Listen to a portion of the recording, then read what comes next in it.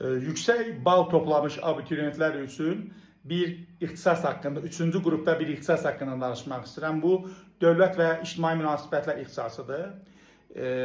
5 universitet 6 proqram təqdim edir.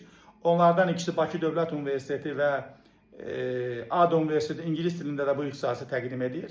3-cü qrupda ən yaxşı ixtisaslardan biri bu ixtisasdır.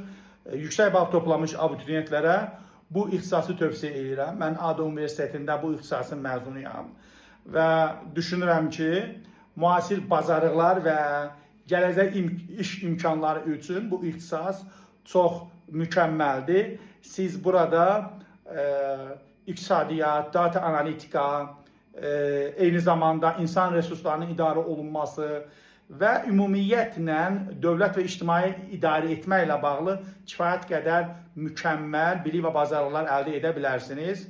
Yüksək bal toplamış şagirdlər üçün, abituriyentlər üçün çox lazımlı və çox yaxşı ixtisasdır. Kim seçəcəksə uğurlu olsun.